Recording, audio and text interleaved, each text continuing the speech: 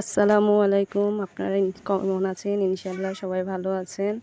আজকে আমাদের বাজার করে নিয়ে এসেছে মায়া মাছ,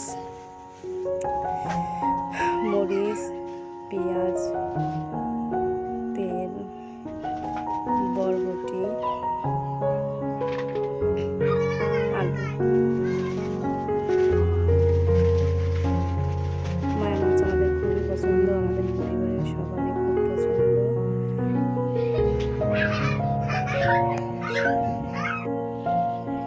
মায়া মাছ এখন কেটে নেব নিচে ঢেলে।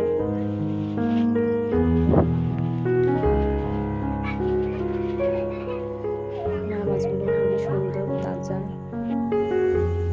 কেটে নিচ্ছি।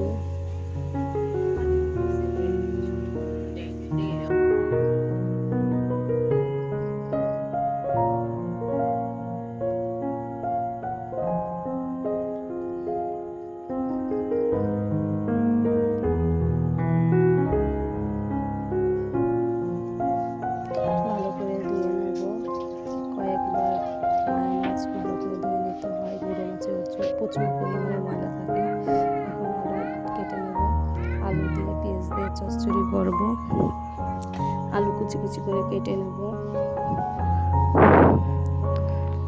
পেঁয়াজ কেটে নেব।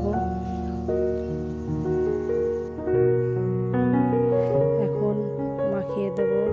আমি মাখিয়ে রান্না করব গুঁড়ো মাছ, পেঁয়াজ, মরিচ।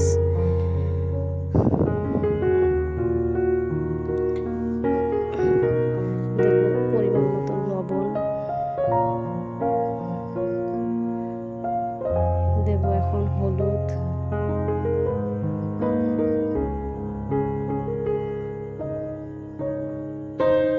তারপর দেব জিরা।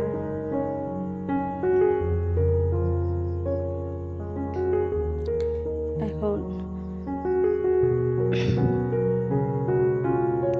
আলগো হাতে ভালো করে মাখিয়ে নেব যতক্ষণ পেঁয়াজ মরিচ নরম না হয়ে আসে। পেঁয়াজ মরিচ নরম হয়ে আসলে ভালো করে মাখিয়ে পরিমাণ মতন পানি দিয়ে দেব। বলক চলে এসেছে তরকারিতে, একটু নেড়ে চেড়ে দেব।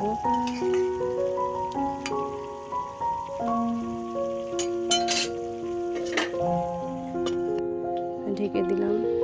পানি শুকানো আসবো, পানি শুকিয়ে এসেছে।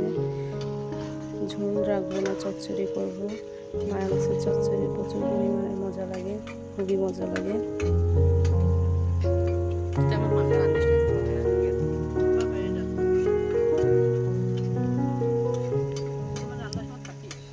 তরকারি প্রায় হয়ে যাওয়া মুখে, যে সময় তরকারিতে তেল ভাব উঠে আসবে সেই সময় তরকারি হয়ে গেছে। চুলোর জাল আস্তে করে কমিয়ে দিতে হবে যেন পুড়ে না যায়। তরকারি হয়ে গেছে।